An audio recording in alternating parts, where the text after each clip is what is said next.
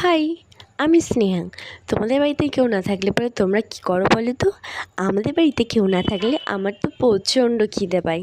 তো সেদিন সন্ধ্যাবেলায় দিদি অফিস থেকে এখনও ফেরেনি, আর মা গেছে বাজার করতে। আমি একাই ছিলাম ঘরে। তখন প্রচণ্ড মোমো খাওয়ার ক্রেভিং উঠছিল।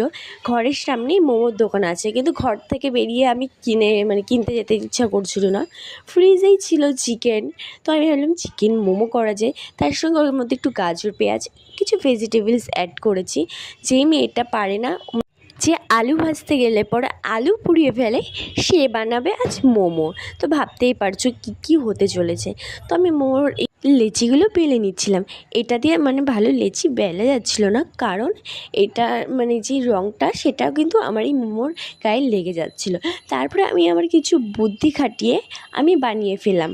আর প্রথমে তো হচ্ছিলো না, তারপরে আমি কিছু ভেবে ভেবে করলাম। যেহেতু আমি কোনো ইউটিউবের সাহায্য নিচ্ছি না, তো ফার্স্ট টাইম বানাচ্ছি, সেই আন্দাজে শেপটা একটু গড়বড় হয়েছে, তাও আমি বানিয়েছি, যথেষ্ট ভালো হয়েছে।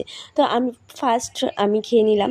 তারপরে মা দিদি ততক্ষণে চলে এসেছিলো, ওদেরকেও দিয়ে দিলাম। ওরাও বলেছে মোটামুটি হয়েছে। মা তো ফার্স্ট এসেই দেখছে আমি যখন মোমো বানাচ্ছি, বলেছে গ্যাসের দাম কি তা তুই দিবি। তারপরে খাওয়ার পরে দেখলো যে মোটামুটি হয়েছে, তার ছোটো মেয়ে বানিয়েছে, তো আর কিছু বললো না। আর আমি যেই মোমোগুলো বানিয়েছিলাম, সবথেকে প্রপার শেপ হয়েছিল এটা। তোমাদের ভিডিওটা ভালো লাগলে অবশ্যই জানিও।